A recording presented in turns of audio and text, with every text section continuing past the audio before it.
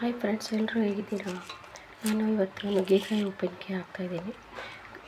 Video ಮಾಡೋಣ ಅಂದರೆ ಮೊಬೈಲಲ್ಲಿ ಚಾರ್ಜ್ ಇದ್ದಿದ್ದಿಲ್ಲ, ಅದಕ್ಕೆ ಮಾಡೋಕ್ಕಾಗಿಲ್ಲ. ಈ ನುಗ್ಗೆಕಾಯಿ ಚೆನ್ನಾಗಿ ತೊಳೆದ್ಬಿಟ್ಟು ಬಟ್ಟೆಯಲ್ಲಿ ಒರೆಸಿ ಚೆನ್ನಾಗಿ ಕೊಯ್ದು ಚಿಕ್ಕ ಚಿಕ್ಕ ಪೀಸುಗಳನ್ನ ಈ ಥರ ಮಾಡಿ ಎಣ್ಣೆಯಲ್ಲಿ ಫ್ರೈ ಮಾಡಬೇಕು. ಫ್ರೈ ಮಾಡಿದ್ಮೇಲೆ ಇದಕ್ಕೆಲ್ಲ ಮಸಾಲೆ, ಇದು ನುಗ್ಗೆಕಾಯಿ ತಣ್ಣಗಾದ್ಮೇಲೆ ಖಾರ ಪುಡಿ, ಉಪ್ಪು, ಆಮೇಲೆ ಒಂಚೂರು ಅರಿಶಿಣ, ಧನಿಯಾ ಈ ಥರ ಸೋಡ ಕುಟ್ಕೋಬೇಕು. ಆಮೇಲೆ ಒಗ್ಗರಣೆಗೆ ಮೆಣಸು, ಒಣ ಮೆಣಸು, ಆಮೇಲೆ ಜೀರಿಗೆ, ಆಮೇಲೆ ಕರಿಬೇವು ಈ ಥರ ಹಾಕಬೇಕು.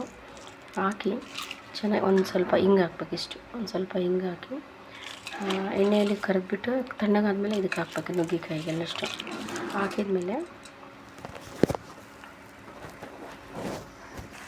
ಇಲ್ಲಿ ನೋಡಿ, ಚೆನ್ನಾಗಿ ಹುಣಸೆಹಣ್ಣು ನೆನೆ ಇಟ್ಕೊಂಡಿದ್ದೀನಿ. ನೆನೆ ಇಟ್ಕೊಂಡು ಈ ಥರ ಕುದಿಸ್ಬೇಕು. ಕುದಿಸಿ ಒಂದು ಸ್ವಲ್ಪ ಅರಿಶಿಣ ಹಾಕಿದ್ದೀನಿ. ಅದಕ್ಕೆ ಚೆನ್ನಾಗಿ ಗಟ್ಟಿ ಬರಬೇಕು ಅಂತಾರೆ. ಗಟ್ಟಿ ಬಂದಮೇಲೆ ತಣ್ಣಗಾದ್ಮೇಲೆ ಅದರಲ್ಲಿ ಹಾಕಿ ಕಲಸಿ ಮುಚ್ಚಿಟ್ಬಿಟ್ರೆ ಒಂದು 6-7 ಮಂತ್ಸ್ ಇರುತ್ತೆ ನುಗ್ಗೆಕಾಯಿ. ವಿಡಿಯೋ ಮಾಡೋಣ ಅಂದ್ಕೊಂಡೆ, ಕರೆಂಟ್ ಇದ್ದಿದ್ದಿಲ್ಲ, ಚಾರ್ಜ್ ಇದ್ದಿದ್ದಿಲ್ಲ. ಇದರೊಳಗಡೆ ಒಂದು ವರ್ಷವೂ ಇಡ್ತಾರೆ ಆಂಧ್ರದಲ್ಲಿ. ನಾವು ನೋಡೋಣ, ಇದು 2ನೇ ಸರಿ ಹಾಕ್ತಾಯಿರೋದು ನಾನು. ಚೆನ್ನಾಗಿರುತ್ತೆ ಇದು. ಇದಕ್ಕೆ ಮಸಾಲೆ ಇನ್ನೊಂದು ಸಲ ಬೇಕಂದರೆ ನೆಕ್ಸ್ಟ್ ಟೈಮ್ ವಿಡಿಯೋ ಮಾಡ್ತೀನಿ. ಸಖತ್ತಿರುತ್ತೆ ಉಪ್ಪಿನಕಾಯಿ ಮಾತ್ರ ಟೇಸ್ಟ್. ಇವಾಗ ಹುಣಸೆಹಣ್ಣು ಇದರಲ್ಲಿ ಹಾಕಿ ಕಲಸೋಣ.